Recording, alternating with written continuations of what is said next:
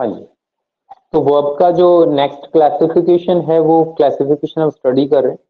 Part A है उसका verb का फाइनाइट वर्ब, पार्ट ए होगा फाइनाइट वर्ब और पार्ट बी होगा इसका non finite verb. Part B कौन सा होगा? Non finite verb. Finite verb जो है उसको हम लिखते हैं finite verb change with the subject and tense of the sentence. Sentence में यदि हम सेंटेंस का सब्जेक्ट चेंज करते हैं, सब्जेक्ट का मतलब उसका नंबर और पर्सन, ठीक है ना, क्या चेंज होगा? नंबर, नंबर और पर्सन। अगर सब्जेक्ट का नंबर और पर्सन चेंज किया जाता है तो उसके साथ कहीं ना कहीं हम इंग्लिश सेंटेंस में देखते हैं कि उसमें वर्ब में कोई ना कोई इफेक्ट होता है, वहां चेंज होता है। दूसरा, अगर सेंटेंस का हम टेंस चेंज करते हैं तो वर्ब का फॉर्म चेंज हो जाता है, तो उसको जो वर्ब होगी जो चेंज होगी उस चेंजेबल वर्ब को हम क्या बोलेंगे? फाइनाइट वर्ब बोलेंगे, ठीक है ना। सीधा सा एग्जांपल है। उसके बाद दूसरा नॉन फाइनाइट वर्ब। तो नॉन फाइनाइट वर्ब के लिए हमने क्या लिखा? डजंट चेंज, कि वो वर्ब चेंज नहीं होगी। अब देखो कई बार क्या होता है, हम सेंटेंसेस को देखते हैं तो कई सेंटेंसेस में क्या होता है, हमारे पास जो first part of the verb होता है, फर्स्ट पार्ट होता है ना वर्ब का, पहली जो वर्ब आती है वो चेंज हो जाती है। तो चेंज हो जाएगी तो उसी वर्ब को हम क्या लिखेंगे? फाइनाइट वर्ब लिखेंगे। उस फर्स्ट वर्ड के बाद वर्ब का जो सेकंड पार्ट होगा या वर्ब का थर्ड पार्ट होगा, सेकंड या थर्ड जो भी होगा जो चेंज नहीं हो रहा उसको हम नॉन फाइनाइट वर्ब बोलेंगे। क्लियर? अब देखिए एनोमिलस फाइनाइट वर्ब की जो हम बात करते हैं, इसी का पार्ट है वो एनोमिलस फाइनाइट वर्ब, जिनको हम हेल्पिंग वर्ब और मॉडल साथ मिला के बोलते हैं anomalous finite verb. ANOMALOUS, anomalous finite verb. इनकी संख्या भी हमने फिक्स देखी है। कितनी संख्या इनकी? 24। 24 कैसे हैं? दो पार्ट में ये, हेल्पिंग वर्ब और मॉडल, ठीक है ना। हेल्पिंग वर्ब और मॉडल। हेल्पिंग वर्ब कितनी है हमारे पास में बोलिए? 13 मॉडल है। 13 मॉडल है तो माइनस कर दिया तो कितना बचा? 11 हेल्पिंग। 11 हेल्पिंग वर्ब है, 11 हेल्पिंग वर्ब है और 13 इसमें मॉडल है हमारे पास। तो ये एनोमलस फाइनाइट वर्ब हम क्यों कह रहे हैं? क्योंकि ये वर्ब है, ये जो पार्ट है इनका, ये सेंटेंस में सब्जेक्ट चेंज होगा या टेंस चेंज होगा तो उसके अकॉर्डिंग ये वर्ब चेंज होंगी कहीं ना कहीं, ठीक है ना। जैसे टाइम का कॉन्टेक्स्ट दिया है या सब्जेक्ट को नंबर चेंज कर दिया, उसका पर्सन चेंज कर दिया तो वर्ब चेंज होगी। तो हम एक जनरल ओपिनियन ये बना सकते हैं कि जैसे फर्स्ट जो वर्ड होता है सब्जेक्ट के बाद जो फर्स्ट वर्ड होगा वो आपका, चाहे वो हेल्पिंग वर्ब के जैसा दिखे या मॉडल हो या मैन वर्ब हो, वो चेंज होगा तो फाइनाइट वर्ब होगी। उसके बाद सेकंड या थर्ड वर्ड आएगा वो हमारा नॉन फाइनाइट वर्ब का पार्ट होगा। क्लियर? वो एग्जांपल से हम उसको और क्लियर करेंगे। अब नॉन फाइनाइट वर्ब है उसके हम तीन पार्ट स्टडी करते हैं कि एक जो वर्ड वर्ब जो ऐसा हमें दिख रहा है उस वर्ड को हम अदर पार्ट्स में भी यूज करते हैं तो वो कहाँ चला जाएगा? नॉन फाइनाइट वर्ब का पार्ट होगा। जैसे सबसे पहले हमने लिखा जिरंड, तो जिरंड का मीनिंग क्या लिखा हमने? क्या लिखा है? Gerund verbal noun. और वर्बल नाउन क्यों लिखा है? एक्चुअली में क्या मैन वर्ब की आईएनजी फॉर्म होती है। क्या होती है मैन वर्ब की? आईएनजी फॉर्म होगी जिरंड। मैन वर्ब की आईएनजी फॉर्म होगी, लेकिन ये एक्शन क्या करेगी, किस प्लेस पर होगी सेंटेंस में? नाउन के प्लेस पे। फॉर्म तो किसकी होगी? वर्ब की। एक्शन उसका टास्क क्या होगा? नाउन का। तो इसीलिए हम उसको क्या बोले? जिरंड। और दूसरा इसका डायरेक्ट नाम क्या लिखा है? Verbal noun. कई बार आप ग्रामर की बुक्स में देखेंगे तो वहाँ वर्बल नाउन भी लिखा मिलेगा जिरंड के लिए। सेकंड पार्ट हमारे पास इसका है पार्टिसिपल। तो पार्टिसिपल को देखिए, हम पार्टिसिपल के दो रूप हम यूज करते हैं, दो जगह यूज करते हैं। पहला तो है use as a main verb, use as a verb, ठीक है ना, वर्ब की तरह से उसको यूज करेंगे। दूसरा है इसको वर्बल एडजेक्टिव। दूसरा क्या है? Verbal adjective. फॉर्म वर्ब का होगा लेकिन काम क्या करेगा? वो एडजेक्टिव का काम। तो इसीलिए उसको क्या बोला? Verbal adjective. दूसरा वर्ब के प्लेस पे भी यूज करेंगे तो वो क्या कहलाएगा? वर्ब कहलाएगा। लेकिन वो पार्ट क्या होगा? पार्टिसिपल कहलाएगा। अब पार्टिसिपल के दो पार्ट हम पढ़ते हैं, प्रेजेंट पार्टिसिपल और पास्ट पार्टिसिपल। तो प्रेजेंट जो पार्टिसिपल हमारे पास है, प्रेजेंट पार्टिसिपल में हम क्या करते हैं? मैन वर्ब की आईएनजी फॉर्म आती है। क्या था प्रेजेंट पार्टिसिपल में? मैन वर्ब की आईएनजी फॉर्म। और पास्ट पार्टिसिपल में क्या आएगा? मैन वर्ब की सेकंड फॉर्म और थर्ड फॉर्म किसमें आएंगे? Past participle. क्लियर? इसके बाद जो थर्ड पार्ट हमारे पास है वो इन्फिनेटिव होता है। इन्फिनेटिव जो है उसके दो पार्ट हम पढ़ते हैं। पहला होता है टू इन्फिनेटिव। टू इन्फिनेटिव का मतलब क्या होगा? एक वर्ब आपके पास मैन वर्ब लिखी होगी, उसके बाद में टू लिखा होगा, टू के बाद ब्लैंक होगा। तो जब टू के बाद ब्लैंक और ऑप्शन में हमें वर्ब दी गई है तो टू के बाद हमेशा मैन वर्ब की कौन सी फॉर्म आएगी? फर्स्ट फॉर्म ही आएगी, उसको टू इन्फिनेटिव बोलते हैं। दूसरा जैसे मॉडल लिखता है और मॉडल के बाद ब्लैंक है तो मॉडल के बाद वर्ब भी आती है, तो वो वर्ब भी हमारे पास देयर इन्फिनेटिव में आती है। या इसके अलावा कई एग्जांपल ऐसे हैं जहां हमें सेंटेंस में एक वर्ब दी होगी, उसके बाद फिर वर्ब का ही रूप लिखने के लिए मिलेगा, तो उसको हम क्या बोलेंगे, बेयर इन्फिनेटिव, कि वर्ब का ही फॉर्म है लेकिन बिना टू के लिखा गया है, उसको बेयर इन्फिनेटिव कहते हैं, without verb without to, verb without to, और टू के साथ होगा उसको क्या बोलेंगे, टू इन्फिनेटिव। क्लियर। तो यहाँ हमने देखा कि दो हमने क्लासिफिकेशन के दो पार्ट किए इसके, फाइनाइट वर्ब और नॉन फाइनाइट वर्ब। तो फाइनाइट वर्ब कौन सी है, फिर एक बार रिवाइज करवा देते हैं। फाइनाइट वर्ब क्या होंगी, जो चेंज होंगी।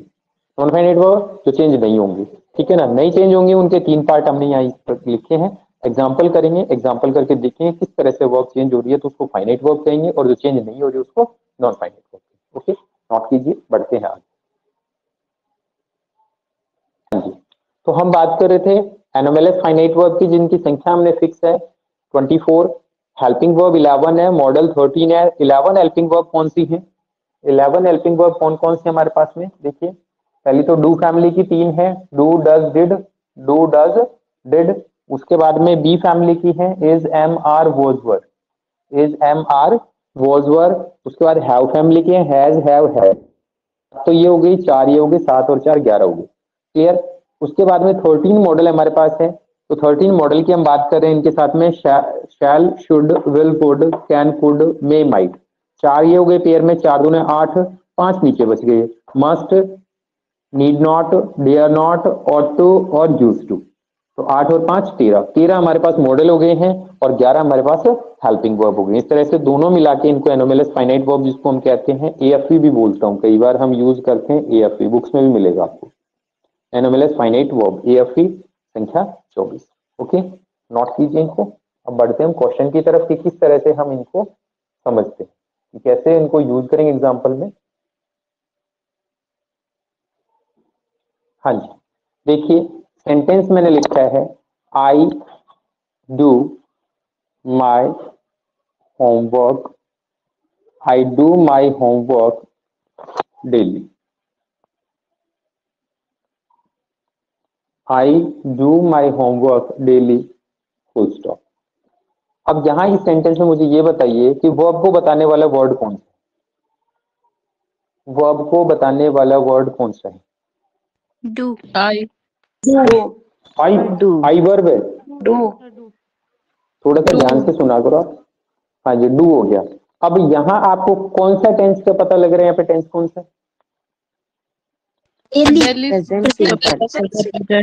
Present simple. बस एक ही लोग आंसर देंगे, उसके बाद बाकी सब। प्रेजेंट सिंपल टेंस हो गया हमारे पास, ठीक है ना, प्रेजेंट सिंपल टेंस हो गया, और सेंटेंस पढ़ने से ये लग रहा है कि एक्शन है वो रेगुलर होने वाला, डेली होने वाला। दूसरा, अगर मैंने आई लिखा है यहाँ पे, तो आई हमारे पास प्रोनाउन है, ठीक है ना, तो आई प्रोनाउन नंबर कौन सा है, ये पर्सन कौन सा, फर्स्ट पर्सन है, फर्स्ट पर्सन है, सिंगुलर है या प्लूरल है, सिंगुलर है या प्लूरल है, आई, आई सिंगुलर है, लेकिन ड्यूअल नेचर की वजह से आई अपने साथ में क्या ले रहा है, प्लूरल वर्ब, ठीक है ना। अगर मान लीजिए मैंने यहाँ पे सिंगुलर का दूसरा वर्ड यहाँ लिखा है, मैंने शी लिख दिया, चलिए सब्जेक्ट के प्लेस पे मैंने शी लिख दिया, तो अब इस सेंटेंस को हमें लिखना है, तो क्या चेंज होगा, क्या चेंज होगा, अब सी डज हो जाएगा, क्या हो गया, डज हो गया, सी डज। अब माई की जगह हर कर दें, क्योंकि मैं तो मेरा ही करूंगा, वो अपना करेंगे, she does her homework, she does her homework daily, ठीक है ना। अब देखिए यहाँ क्या हुआ कि सब्जेक्ट हमारा फर्स्ट पर्सन था, सिंगुलर था, तो उसके साथ वर्ब की फॉर्म अलग थी, लेकिन जैसे ही हमने थर्ड पर्सन, पर्सन चेंज किया, पे पर्सन के साथ नंबर भी चेंज हो गया, फर्स्ट पर्सन ये, सॉरी थर्ड पर्सन सिंगुलर है, तो इसके साथ में वर्ब की कौन सी फॉर्म आ गई, कौन सी फॉर्म आ गई, मैन वर्ब की फर्स्ट फॉर्म, जिसके साथ हम क्या यूज कर रहे हैं, एस और ईएस यूज कर रहे हैं, ऐसा ही है ना, वर्ब की फॉर्म चेंज हो गई। अगर मैं इसके प्लेस पे दे लिखता हूं, क्या लिखा है मैंने, शी की जगह मैंने क्या लिखा, दे लिखा है, दे लिखा है, दे। अब दे के बाद में क्या आएगा, डज आएगा, डू आएगा, बोलिए, सब्जेक्ट चेंज हो रहा है ना यहाँ पे, डू आएगा, तो यहाँ पे हमने देखा यहाँ डू आएगा, इसके साथ क्या आ गया, do, do their, they do their homework, they do their homework daily. ये आपने देखा कि यहाँ पे हमने जब पर्सन की बात की, ये फर्स्ट पर्सन था, सिंगुलर था, इसके साथ वर्ब फॉर्म अलग है, ये थर्ड, ये सब्जेक्ट हमारा कौन सा है, थर्ड पर्सन है, सिंगुलर है, वर्ब फॉर्म डिफरेंट है। अब यहाँ थर्ड पर्सन हमने यूज किया, लेकिन थर्ड पर्सन की फॉर्म कौन सी थी यहाँ पे, सब्जेक्ट कौन सा था, वो प्लूरल था। कैसा सब्जेक्ट है ये, शी कैसा था, सिंगुलर था, और ये कैसा सब्जेक्ट हमारा, प्लूरल। तो प्लूरल सब्जेक्ट है तो इसके साथ वर्ब भी कैसी लिखे हमने, कैसी वर्ब है बोलिए, कैसी वर्ब लिखी है, प्लूरल। तो सब्जेक्ट चेंज हो रहा है, सब्जेक्ट का नंबर चेंज हो रहा है, सब्जेक्ट का केस चेंज हो रहा है, सब्जेक्ट का नंबर चेंज हो रहा है, सिंगुलर है प्लूरल, सब्जेक्ट का पर्सन चेंज हो रहा है, first person, second person, third person, ठीक है ना। मान लीजिए यू मैंने एक पर्सन के लिए बोला, विनोद के लिए मैंने यू बोला, तो यू मैंने विनोद के लिए बोला है, लेकिन यू चाहे आप एक के लिए बात करें या मैं सारे ग्रुप के लिए यूज करूंगा, ठीक है ना। तो यू चाहे सिंगुलर हो चाहे प्लूरल हो, वर्ब इसके साथ हमेशा कैसी आएगी बोलिए, वर्ब कैसी आएगी, वर्ब कैसी आएगी, प्लूरल वर्ब आएगी। They do, they sorry you do. अब इसमें क्या होगा, क्या चेंज होगा बोलिए, you do your homework, you do your homework daily. अब यहां हमने देखा कि जैसे ही सब्जेक्ट चेंज हो रहा है, जैसे ही सब्जेक्ट चेंज हो रहा है, वैसे ही फटाफट हमारी वर्ब चेंज हो रही है। तो ये वर्ब कैसी है, फाइनाइट वर्ब है, नॉन फाइनाइट वर्ब है, फाइनाइट वर्ब है, नॉन फाइनाइट वर्ब है, वर्ब चेंज हो रही, फाइनाइट वर्ब है, फाइनाइट वर्ब है। अगर हाँ, अगर मैं ये कहूं कि ये जो सेंटेंस हमने चार सेंटेंस लिखे हैं, चारों सेंटेंस का टेंस कौन सा है, टेंस कौन सा है, प्रेजेंट सिंपल, प्रेजेंट सिंपल। अगर मैं ये कहूं कि इन सारे सेंटेंसेस को आपको पास्ट सिंपल में चेंज करना है, टेंस चेंज करना है उनका, क्या चेंज करना है, पास्ट सिंपल टेंस, क्या करना है, पास्ट सिंपल। तो अब क्या चेंज होगा बोलिए, अगर आपने टेंस चेंज कर दिया तो यहाँ पे क्या आएगा, वैल्यू चेंज होगा सर वो जो यहाँ क्या जाएगा, आएगा, हाँ वो हो जाएगा, सर डू वो डिड हो जाएगा सर। सोच के बोला करो ना, सर। सोच के दिल्ली बोलो नहीं हटेगा क्या? हाँ, एक मिनट, हम यहाँ इस वर्ब की बात कर रहे हैं, मैंने वहां लिखा है सेंटेंस में सब्जेक्ट, ये टेंस चेंज करेंगे, पहले वर्ब की बात करें। तो वर्ब क्या चेंज होगी, वर्ब क्या चेंज होगी, यहाँ पे डिड आ जाएगी, आई डिड नॉट कहां से आ गया, नॉट कहां से आ गया, नॉट तो मैंने लिखा ही नहीं, मैंने तो ये कहा सिर्फ टेंस चेंज करना है। यहाँ डिड हो गया, यहाँ भी क्या आएगा, यहाँ भी क्या आएगा, डिड होगा, यहाँ भी क्या होगा, डिड हो जाएगा, यहाँ भी क्या होगा, डिड होगा। तो एक्चुअली में है क्या कि ये जो टेंस हम पास्ट सिंपल लिख रहे हैं, उस पास्ट सिंपल में हमारे पास सिंगुलर और प्लूरल का डिफरेंस करने वाली वर्ब नहीं है, लेकिन प्रेजेंट का और पास्ट का डिफरेंस करने वाली वर्ब हमारे पास है। दूसरी बात, आप बार बार कह रहे हो कि डेली, अब डेली तो ठीक है मैंने लिख दिया, अब डेली के बाद मैं थोड़ा सा और एक्सटेंड कर दूंगा, जब पास्ट में मेरे को चेंज करना है, पास्ट में चेंज करना है, अब मैं पास्ट में चेंज कर रहा हूँ डेली, अब मैं इस सेंटेंस को और आगे एनलार्ज कर रहा हूँ, ठीक है ना। क्या लिखा, इन या अ ईयर एगो कर, up to a year ago, एक साल पहले तक, up to a year ago. अब डेली है, उसका इम्पैक्ट वो किससे न्यूट्रलाइज हो गया, किससे, अब इसका इतना इम्पैक्ट नहीं रहा जितना इम्पैक्ट किसका हो गया, किसका इम्पैक्ट आ गया, ये तो फ्रीक्वेंसी को बता रहा है, लेकिन ये टाइम को बता रहा है, ये तो फ्रीक्वेंसी को तो बता रहा है। डेली किसको बताता है, फ्रीक्वेंसी को बताता है कि काम की आवृत्ति बार बार हो रही, घटित हो रहा है, लेकिन कब कब की बात की मैंने, up to a year ago. अब टाइम एडवर्ब ये आ गया, पास्ट टेंस आपने लिखा है यहाँ पे, तो पास्ट टेंस में आपने और ऐड कर लिया। तो ये जो चारों सेंटेंस है, इसमें हम क्या ऐड करेंगे बोलिए, क्या ऐड करेंगे, up to a year ago, या एक में लिखेंगे तो भी कोई इश्यू नहीं, ठीक है ना, एक में लिखेंगे या सारों में लिखिए। लेकिन आपको ये समझ में आ गया कि सेंटेंस का जब सब्जेक्ट चेंज हो रहा है, क्या चेंज हो रहा है, चेंज द सब्जेक्ट। और सब्जेक्ट का क्या चेंज होगा बोलिए, सब्जेक्ट का क्या चेंज होगा, नंबर, क्या होगा, नंबर और पर्सन। सब्जेक्ट का नंबर और पर्सन चेंज हो गया तो वर्ब चेंज हो गई, सेंटेंस का टेंस चेंज हो गया, क्या हो गया, क्या होगा, चेंज क्या क्या हुआ, सब्जेक्ट चेंज हो गया या टेंस चेंज हो गया। तो टेंस चेंज होने से जो वर्ब चेंज होगी, उस वर्ब को हम क्या बोलते हैं, फाइनाइट वर्ब। क्लियर, नोट कीजिए, कुछ एग्जांपल और करते हैं।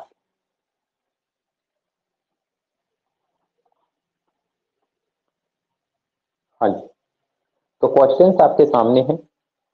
She blank singing a song on the stage at present. Second है आई ब्लैंक सिंगिंग अ, ऐसे स्मॉल लिखा है, कैपिटल नहीं, आई blank singing a song on the stage at present. ये तीन सेंटेंस मैंने लिखे हैं, इसमें लास्ट का पार्ट सेम है, लेकिन डिफरेंट क्या है इनमें, डिफरेंट क्या है इसमें, subject, subject different, subject different. नीचे के 2 सेंटेंस लिखे हैं उनमें भी सब्जेक्ट डिफरेंट है, बाकी लास्ट का पार्ट सेम, ठीक है ना।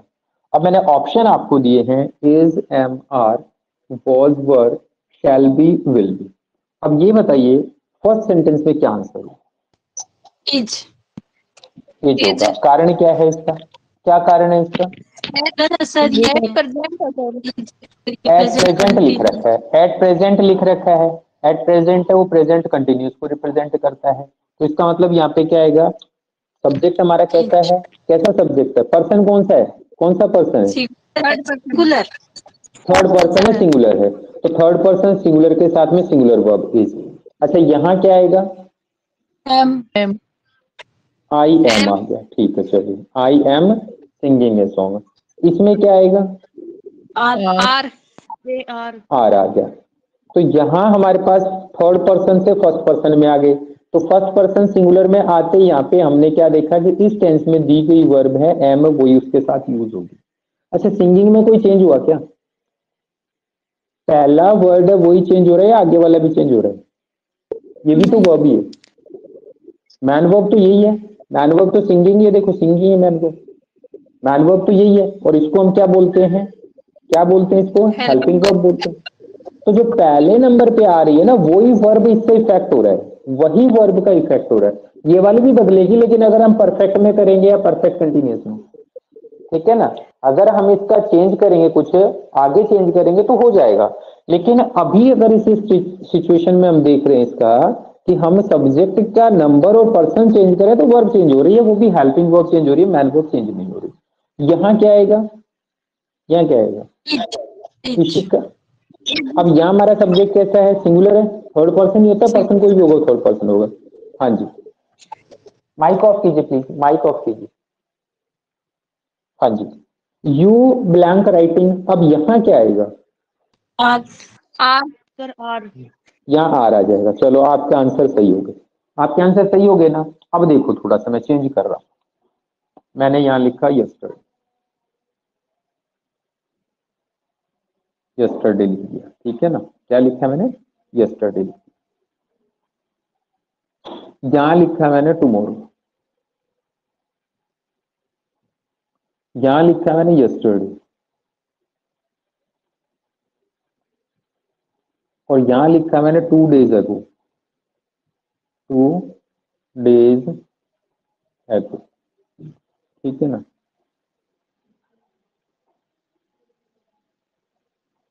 लास्ट मंथ ये लिखा।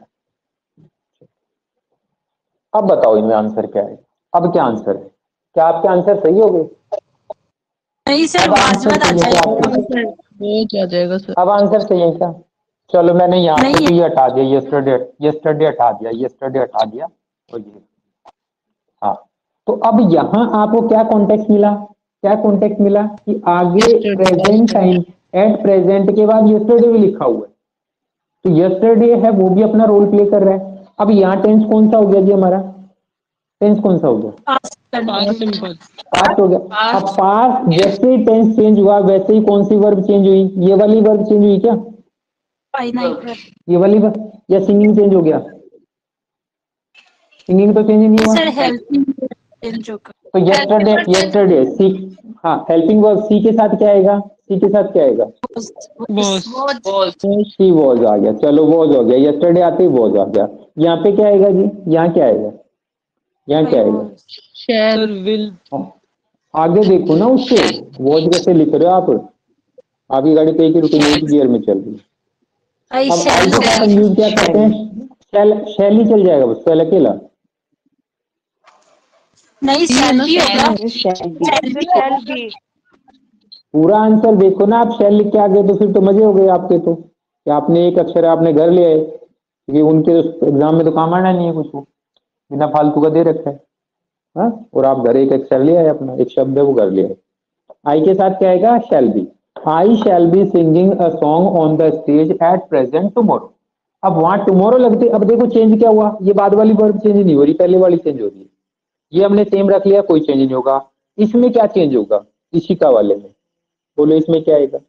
Ishika blank writing and sentence at, अब वहां एडवर्ब कैसा दे रखा है आपको, एडवर्ब कैसा दे रखा है, एडवर्ब दे रखा है तो वॉज होगा, वॉज हो गया। चलो अब यहाँ मैं लास्ट मंथ हटा देता हूँ और इसकी जगह मैंने लिखा नेक्स्ट ईयर। क्या लिखा मैंने, नेक्स्ट ईयर लिख दिया, नेक्स्ट ईयर ये लिख दिया, ठीक है ना। अब क्या यहाँ क्या आएगा, will be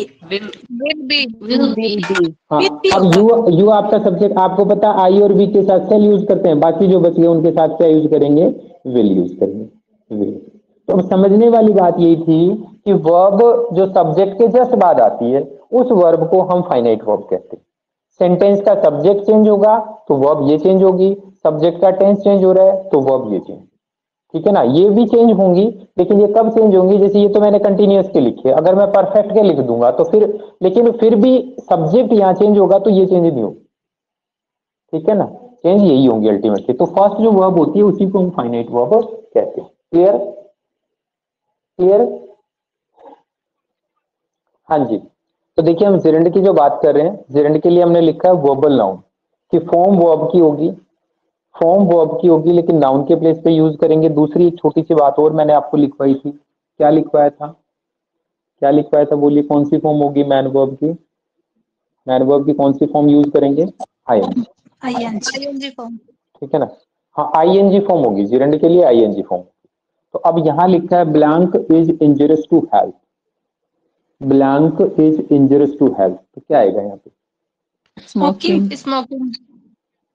ऑप्शन क्या होगा, डी। अब देखो फॉर्म तो किसकी है, वर्ब की, तो ये वर्ब की फॉर्म ही तो है, SMOKING, ठीक है ना, स्मोकिंग। अब यहाँ वर्ब हमारे पास क्या है, इज है, और इज के बाद में क्या लिखा है, इंजरियस टू हेल्थ। कि ये वाला जो सब्जेक्ट हमारा है किसका काम कर रहा है, ये सब्जेक्ट का ही तो काम कर रहा है, ये सब्जेक्ट हो गया, ये बी वर्ब हो गई, और ये इसका क्या हो गया, कॉम्प्लीमेंट हो गया, यस हो गया ना, कॉम्प्लीमेंट टू सब्जेक्ट, यस हो गया। Smoking is injurious to health, कि धूम्रपान है वो स्वास्थ्य के लिए क्या है, हानिकारक, मानने तो। No blank full stop. अब बताओ यहाँ क्या आएगा, पार्किंग हाँ नो पार्किंग।